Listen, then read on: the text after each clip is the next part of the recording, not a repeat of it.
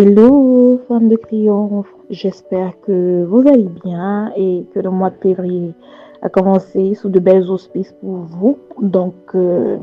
Voilà, je suis de retour avec un nouveau sujet. C'est celui de Nicki Minaj avec Donald Trump. Vous savez, c'est très intéressant de voir comment Nicki Minaj est en train de gérer le backlash de sa carrière, quasiment qui est devenue inexistante en se réduisant, voilà, comment dire ça, en marionnette carrément de certains partis extrémistes, euh, euh, euh, euh, euh, voilà, américains. Et c'est, c'est vraiment intéressant d'observer ce phénomène-là, de voir comment une femme qui avait pourtant tout pour elle, subitement, se met à sombrer pareillement. Qu'est-ce qui a pu conduire Nicki Minaj voilà, à rentrer dans cette dynamique-là? D'aucuns diront, voilà, dans un premier temps, vraiment, tout bêtement comme ça, que c'est juste pour sauver ses intérêts. Mais non, c'est une suite de mauvais choix qui ont conduit Nicki Minaj à être où elle est. L'un des premiers choix en termes de féminité qu'on peut observer auprès de Nicki Minaj, c'est que quand l'heure de se marier est venue, elle a pris pour époux un homme qui est, un, euh, un criminel multirécidiviste. Et dans les actes criminels qu'il a eu à poser, apparemment, il y a un souci avec les mineurs. Donc, il y a une probabilité, je crois même il y a une probabilité qu'il est pédophile. C'est pourquoi, apparemment, un certain nombre de kilomètres, aussi à des mineurs, il ne doit pas être près de là. Donc, quand tu es une femme, que tu as une certaine notoriété, une certaine lumière, et que tu vas t'encombrer avec un boulet pareil, c'est normal que, voilà, Cardi B se foute de ta gueule en disant que pendant que tu es en train de faire ta névrosée sur les réseaux sociaux, voilà ton mec, il est en train de dépenser ta carte bleue sur Internet à tout va, avec ses minettes. Et Nicki Minaj, elle est vraiment symptomatique de la femme qui, dans sa féminité, n'a fait que des mauvais choix. Parce que jusqu'à présent, le fait que Nicki Minaj se tourne vers les républicains, alors qu'on sait que pratiquement la moitié, pas la moitié, plus de 98% des femmes noires et des noirs en général n'ont pas voté pour Donald Trump. Et quand on voit l'engouement de Donald Trump a dit que voilà, Nicki est de mon côté, on comprend finalement que le fait qu'il y ait ce vote des Afro-Américains qui soient anti-Trump reste quelque chose que Trump ne digère pas. Parce que, mine de rien, il veut toujours avoir le sentiment d'être adoubé de tout le monde. Et quand il peut être adoubé par Nicki Minaj, qui est quand même une star reconnue de tous, et encore plus par la communauté afro-américaine et afro en général, pour lui, voilà, c'est un bonus. Et Nicki, une fois de plus, à cause du fait qu'elle ne peut pas, elle n'a pas réussi à résoudre ses problèmes névrotiques, se retrouve en train d'aller adouber un homme pour qui elle n'est pas le centre d'intérêt, pour qui elle est juste encore une fois une case qu'on va cocher sur une longue liste. Hein? Et comme je le disais tantôt, Nicki, déjà, il y a tous ces problèmes de choix qu'elle a eu à faire dans sa féminité. Mais quand vous observez Nicki aujourd'hui, ça se voit qu'il y a eu un peu de laisser aller. Parce que Nicki, mine de rien, c'était la go de la chirurgie, des fesses refaits. En fait, le BBL ne dépassait jamais. Mais aujourd'hui, elle s'assoit, vous voyez des cuisses qui dépassent. C'est-à-dire, ça se voit que Nicki est rentrée dans une forme de dépression. Et cette dépression-là se lit clairement sur son corps. Et ça se lit même également sur son visage. Pourtant, on sait que, voilà, Black don't crack. Nicki n'est pas vieille. Nicki n'est pas vieille, mais le fait qu'elle commence à porter sur elle le poids de l'âge, c'est la preuve qu'il y a une dépression réelle que cette fille vit.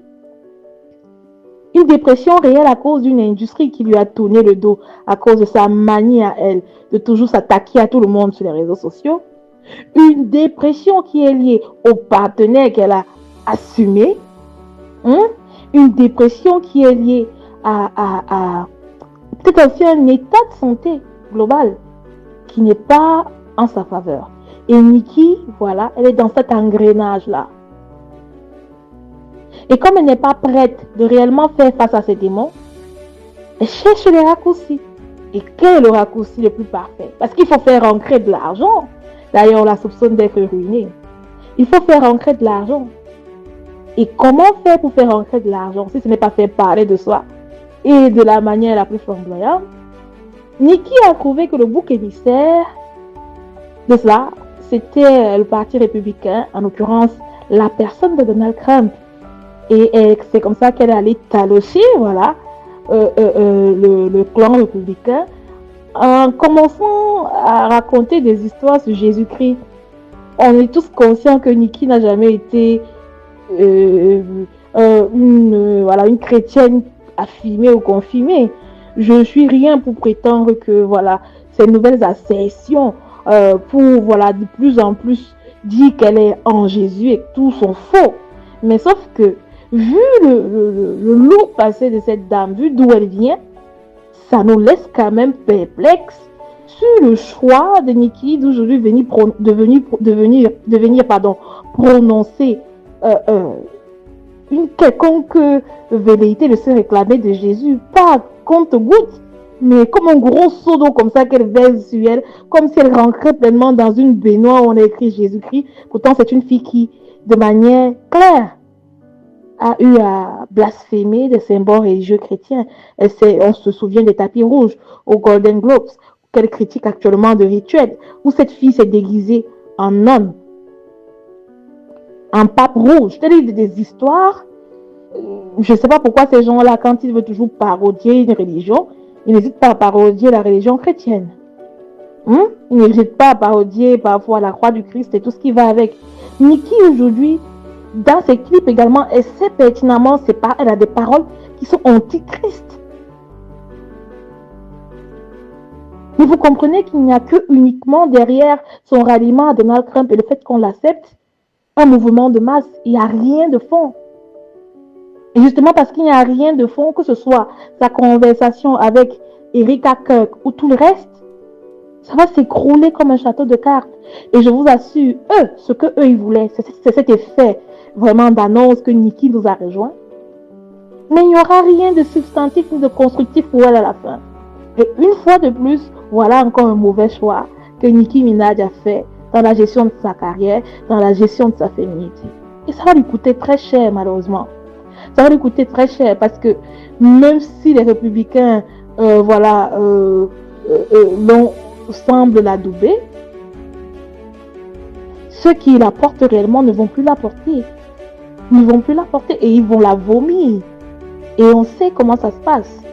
On sait comment ça se passe. Donc, ça ne sert absolument à rien de cracher, dans la soupe qui te nourrit, alors que tu n'as pas encore réellement cerné les tenants et les aboutissants de l'autre bras que tu t'engages à attraper.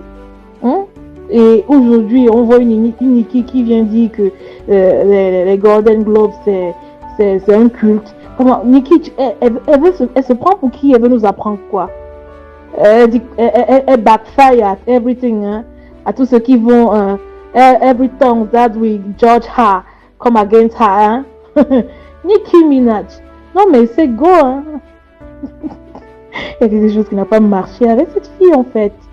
Il y a quelque chose qui n'a pas marché avec cette fille et c'est totalement malheureux pour sa féminité, malheureux pour tout ce qu'elle a pu représenter. Il faut savoir que c'est pas une fille qui a percé très tôt. Nikki a beaucoup crimé, elle a percé après de 28, 29, 30 ans. C'est là où elle a commencé à percer. Tu étais là dans le game depuis, mais on ne la calculait pas. Et quand tu parviens à te frayer une place dans le chemin comme ça, et que tu peux avoir quelques années de gloire, au minimum quand même, c'est que quand tu commences à t'avancer en âge, tu solidifies tes acquis. Tu ne craches pas dessus. Si tu craches dessus, qui va acheter tes albums, qui va venir à tes concerts, qui va même t'écouter? Les conservateurs? Aïe! Non mais c'est le putain qui se fout de la charité là.